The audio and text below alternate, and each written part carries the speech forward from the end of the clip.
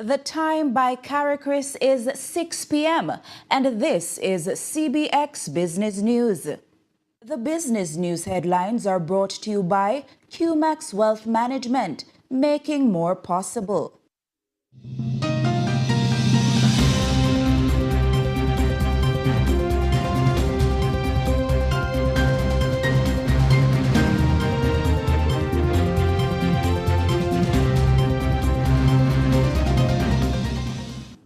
Insurance reform, a new CBI strategy, and renewed rate pressures.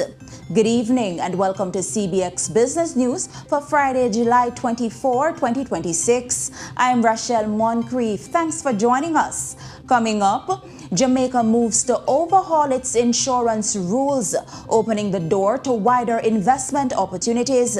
Also ahead, Nevis Premier calls for a new investment-focused CBI model as global pressures intensify.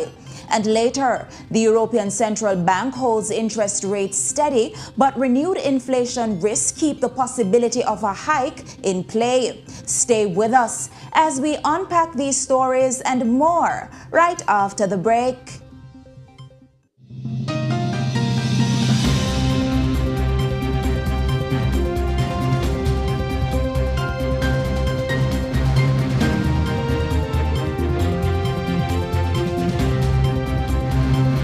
How may I assist you today? I want to open an account for me and my son. That's great. Let me see your documents. I understand you want to know about our savings account. Let me show you a few accounts and the benefits of each account. Why do you need so many documents from my mommy? It's called KYC, Know Your Customer. This helps us to protect you and treat you right. Thanks for the documents. Take a look at this brochure. Let's discuss savings accounts. A savings account is an interest-bearing deposit account. Customers with savings deposit accounts are covered up to $1.2 million per ban, so you don't have anything to worry about. This financial literacy tip is brought to you by Bank of Jamaica, promoting financial inclusion. For more information, visit our BOJ Real Talk playlist on our YouTube channel. The local news is brought to you by Derrimon Trading, better from the start. The Development Bank of Jamaica, facilitating economic growth and development. Caribbean Flavors and Fragrances, Tease the Senses, and Pulse Investments.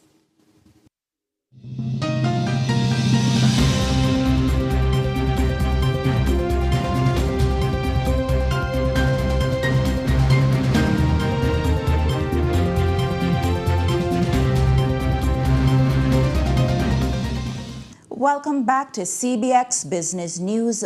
We begin with a regulatory shakeup that could unlock billions of dollars in new investment opportunities for Jamaica's insurance industry. The government is moving to modernize Jamaica's insurance investment rules in a major regulatory reform designed to expand investment opportunities for insurers, strengthen the capital market, and channel more financing into the productive sectors of the economy. Appearing before Parliament's Regulations Committee, Financial Services Commission FSC Deputy Executive Director Nicolette Cupidon-Genez says the Insurance Amendment Regulations 2026 will replace the current investment eligibility framework, which requires insurers to satisfy 4 separate conditions before investing in certain financial instruments. Under the proposed changes, insurers will instead be required to meet just one of 4 qualifying criteria. The revised regulation, on the other hand, retains the existing prudential criteria but changes the eligibility structure so that an investment may qualify where any one of the following conditions is satisfied. First one is that the obligation is secured by adequate collateral and bears fixed interest. Second, the obligation is investment grade and rated by an FSC recognized ratings agency.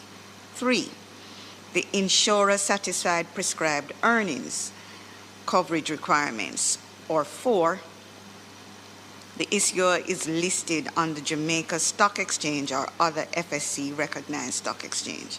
So in other words, you need to satisfy one of the 4. The FSC says the changes are expected to unlock new investment opportunities while strengthening Jamaica's capital market. The amendment will broaden insurers' investment opportunities, support greater portfolio diversification, improve asset liability management, facilitate financing for productive sectors of the economy, support capital market development, and improve Jamaica's alignment with international risk-based supervisory standards. That was FSC Deputy Executive Director Nicolette Cupidon-Janez. The Jamaica Stock Exchange, JSE, has provided new details on how its stock market sandbox will prepare qualifying businesses for life as a publicly listed company. Speaking at the SBAJ Growth and Resilience Conference, JSE Group Business Development Manager Andre Gooden describes it as a practical training ground where prospective issuers can develop the skills needed before entering the live market. For a qualifying business ready for its next stage, it creates a structured equity pathway to raise between 50 and 100 million Jamaican dollars. And through the Jamaica stock market sandbox, prospective issuers can build familiarity with reporting, governance, disclosure, and the responsibilities of operating as a public company before entering the live market. It is therefore not measured by only the capital issues. The micro market is designed to build confidence infrastructure around that capital with sponsors, mentors, and a pathway for businesses to progress towards the junior market as they mature and beyond. That was JSE Group Business Development Manager Andre Gooden. The Small Business Association of Jamaica, SBAJ, is urging entrepreneurs to rethink how they approach business financing, warning that many MSMEs are undermining their resilience by failing to distinguish between debt and credit worthiness. Second Vice President Denise Williams told CBX News that too many business owners seek financing only after a financial setback, rather than establishing the banking relationships and a credit profile needed before a crisis emerges. Debt is, I owe Tom, Dick, and Harry, all right? And oh my God, the interest rate's high, and I don't have enough money, and my credit card's up. And that's our culture of debt, right? And I have to borrow from my mother or borrow from microfinance, that's debt. Credit worthiness says, I have a relationship with Scotia, NCB, First Caribbean, Sagicor. I have a relationship with the banks, and they will lend me $1. And I have that piece of paper ready in case something horrible happens. So I know I have $1 in available credit from all of these financial institutions based on my business, okay? And so that paper, that credit worthiness makes me resilient, because now if I don't have the cash in my pocket, I can run and go get it. But she cautions that access to credit is only beneficial when paired with responsible financial management. Here's the catch. You also have to have a plan to pay it back. So you don't want credit worthiness, which is a good thing, to become a debt burden, which is a bad thing. That was SBAJ Second Vice President Denise Williams.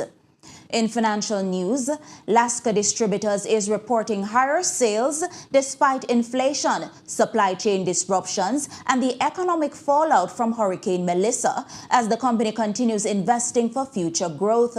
The company recorded revenue of $31.67 billion for the year ended March, up 5% from the previous year. However, net profit fell 21% to $1.06 billion, reflecting higher operating costs and strategic investments. Earnings per share also declined to 30 cents. Management says the business remained resilient during a difficult operating environment, supported by stronger export sales and disciplined execution across its nutrition, hygiene, and healthcare businesses. The company is also betting on long-term growth through the expansion of its White Marl warehouse, a project expected to increase storage capacity, improve operational efficiency, and strengthen customer service. We go now to updates from the Bank of Jamaica on how the currency markets traded today. In Friday's currency trading session, the US dollar is selling for $159.36, the Canadian for $113.30, the pound sterling for $212.99, while the going rate for the euro is $181.66. We move to the latest updates from the JSE equities. In Friday's trading session, the JSE market activity resulted in the trading of 112 stocks, of which 59 advanced, 29 declined, and 24 traded firm. Leading the winners are Margaritaville Turks USD, Proven Group, Sagicor Real Estate X Fund, and One Great Studio Company, while leading the losers are Jamaica Public Service Company 7%, Jamaica Public Service Company 9.5%, Epley Limited 7.25% preference shares, and Mayberry Group. The main index advanced by 4,097.90 points to close at 365,960.24 points. The junior market index advanced by 64.58 points to close at 3,038.29 points. It's time for the Market Education feature, brought to you by CARICRIS, Regional Ratings, Global Standards. In today's Market Education feature, we're looking at earned income. Earned income is money received in exchange for work or services performed. It includes wages, salaries, bonuses, commissions, tips, and net earnings from self-employment. Unlike unearned income, which comes from investments or other passive sources, earned income is directly linked to a person's labor or professional services. It is also the primary source of income used to determine eligibility for certain tax benefits and government programs. That was the Market Education feature, brought to you by CARICRIS, Regional Ratings, Global Standards. And that's it for the local news segment. Please stay with us. The regional news is up next.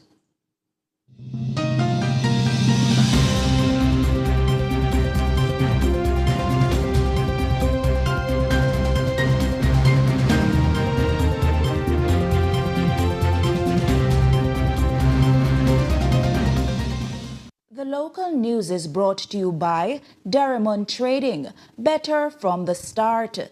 The Development Bank of Jamaica, facilitating economic growth and development. Caribbean flavors and fragrances, tease the senses, and pulse. It's feeling so good right now. Feeling so good right now. Yeah, yeah. It's feeling so good right now.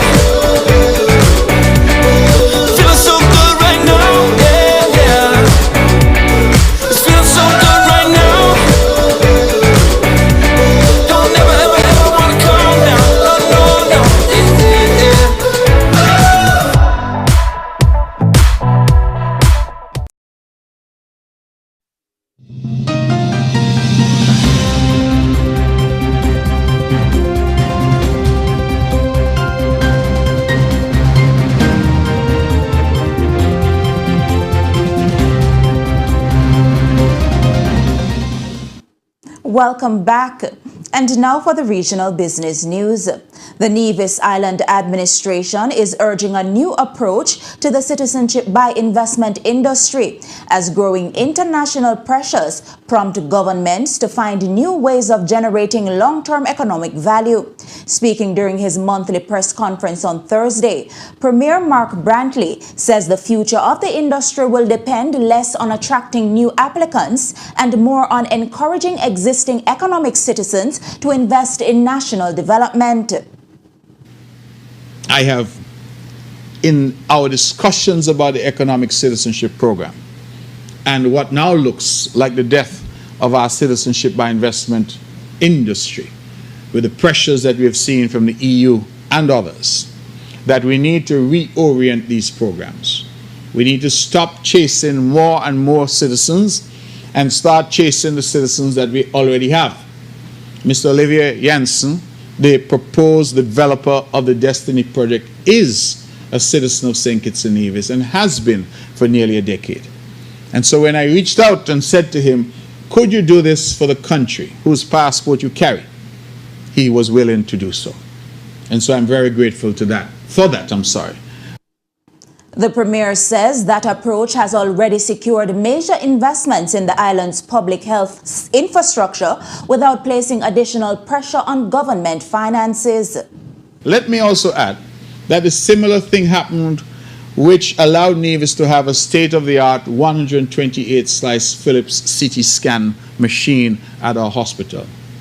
I reached out in that instance to another economic citizen, Mr. Patrick Drahi, and through the Drahi Foundation, he would have spent just over $1 million to procure that CT scan for the benefit of the people of Nevis at no cost to the people of Nevis. I mention these two because it, to my mind, demonstrates that there is some wisdom in reaching out to existing economic citizens, asking them to contribute, asking them to invest more, getting them involved in a tangible way in the development of this country that they have chosen to become citizens of. At the same time, Nevis is reporting stronger tourism tax receipts, with revenue from its 3% tourism development levy rising nearly 28% to more than $444,000 Eastern Caribbean dollars in June when compared with the same period last year. Premier Brantley says the latest figures point to continued momentum in the tourism sector. I tend to report on our tourism development levy.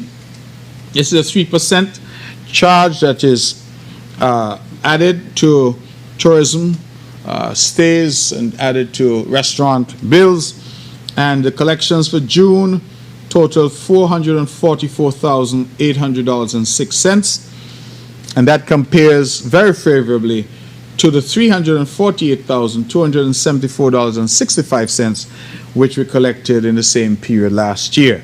We had an increase this year of 27.7%, or some $96,525.41. So we're making progress. That was Nevis Premier Mark Brantley. St. Vincent and the Grenadines is expanding its partnership with Inter-Caribbean Airways through the launch of the Spirit of St. Vincent and the Grenadines aircraft, as the government seeks to strengthen tourism, attract investment, and drive economic growth. Speaking at Thursday's launch, Tourism Minister Dr. Kishore Shallow says the partnership comes as St. Vincent experiences renewed investor confidence, higher hotel occupancy, and strong demand for major events. But we are indeed experiencing a renewed investor confidence, increased interest in regional and international markets, and growing occupancy that we are seeing right across, especially in our accommodation sector. We also see a calendar of events that continues to position our country as a destination of choice. And I must say that none of this is by chance. This is not by accident. This is what I consider a deliberate a successful product that comes from deliberate planning, sound policy by your government. We talk about it, about tourism being a central pillar to stimulating our economy. So we have followed through with establishing sound policies, and of course, strong partnerships like what we are celebrating here today with Inter-Caribbean. That was St. Vincent and the Grenadines Tourism Minister Dr. Kishore Shallow. Prime Minister Dr. Godwin Friday also welcomed the partnership, noting stronger regional air links remain essential to supporting tourism, trade and business activity. For many years, and remaining today, one of the greatest challenges facing our region has been the difficulty of travel amongst our islands. We talk about it in every forum we go. As head of CARICOM, in part of CARICOM, St. Vincent and the Grenadines is responsible for transportation. So this is particularly important to me. Better regional connectivity is essential, not only for tourism, but also for other businesses, for trade, family and regional integration. Inter-Caribbean Airways has become an important partner in improving those connections, and we are pleased to build on that partnership today. That was Prime Minister of the St. Vincent and the Grenadines, Dr. Godwin Friday. It's now time for news from the Trinidad and Tobago Stock Exchange. Overall market activity resulted from trading in 24 securities, of which 2 advanced, 10 declined, and 12 traded firm. Today's winners are the West Indian Tobacco Company and First Citizens Group Financial Holdings. While leading the losers are Endeavour Holdings, NCB Financial Group, JMMB Group, and National Flour Mills. Trading activity resulted in the following movements. The All TNT Index declined by 4.50 points to close at 1,449.67. The Composite Index also declined, but by 10.16 points to close at 1,008.82. The Cross-Listed Index dropped 2.31 points to close at 75.20. The SME Index dropped by 4.57 points to close at 76.48. And we take a short break, but please do stay with us. The international news segment is up next.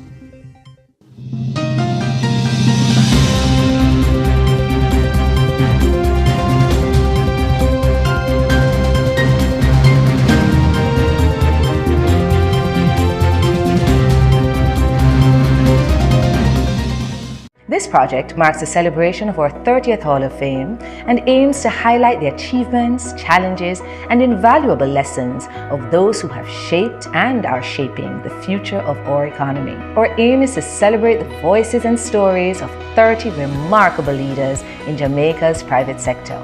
Join us as we explore these narratives of resilience, leadership, and vision.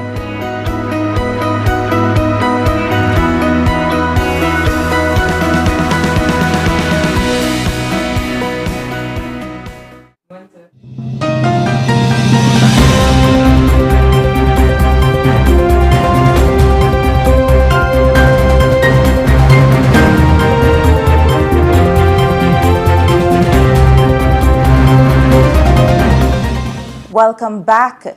In international news, the European Central Bank, ECB, kept interest rates unchanged Thursday, but President Christine Lagarde revealed policymakers seriously debated whether rising energy prices warranted another increase.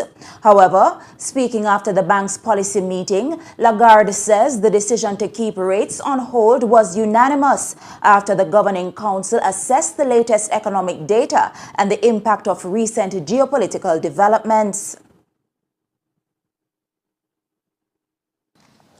Yes, it was a unanimous decision.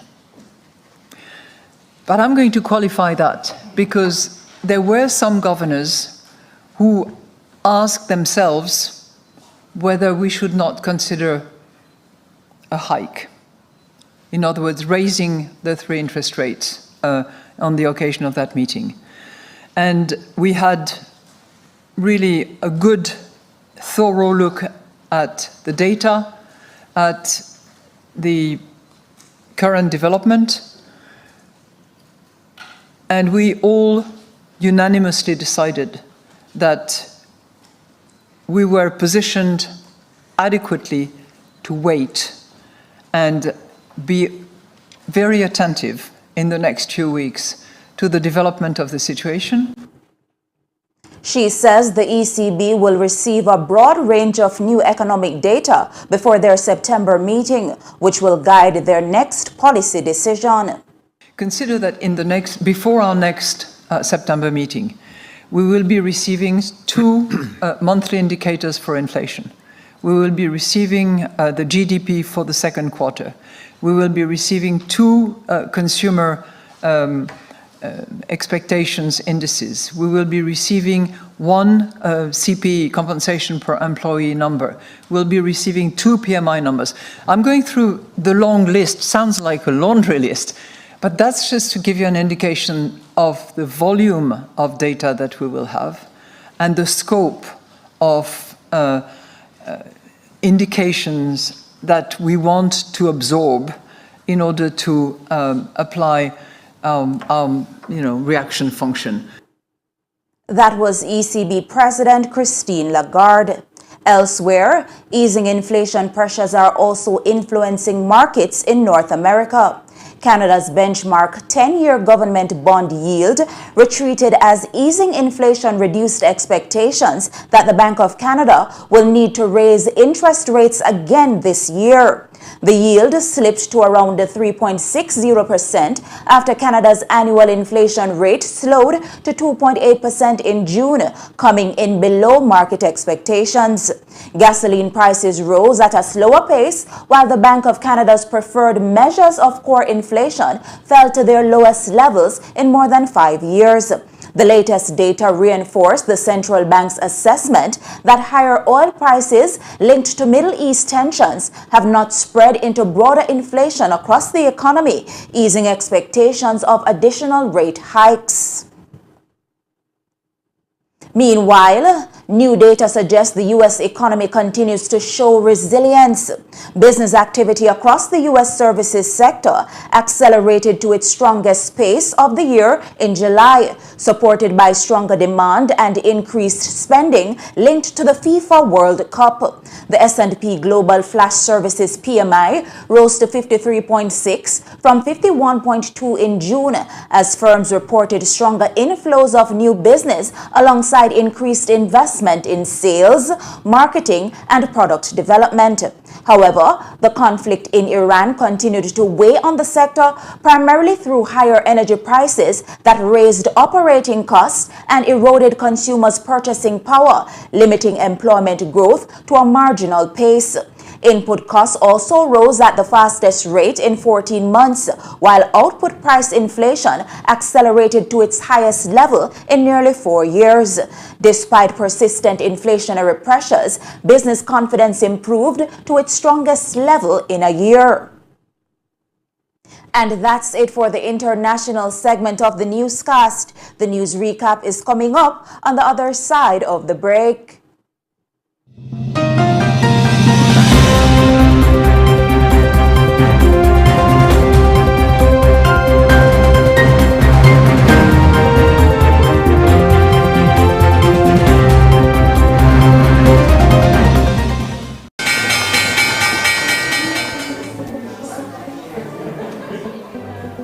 I'm trading stocks to achieve my financial goals. I'm also trading stocks to achieve my financial goals. Start a conversation with the Jamaica Stock Exchange. Check jamstockx.com for information and a list of registered stockbrokers. You can also call the Jamaica Stock Exchange at 876-967-3271 for information on how to begin. I am achieving my financial goals. I'm achieving my financial goals.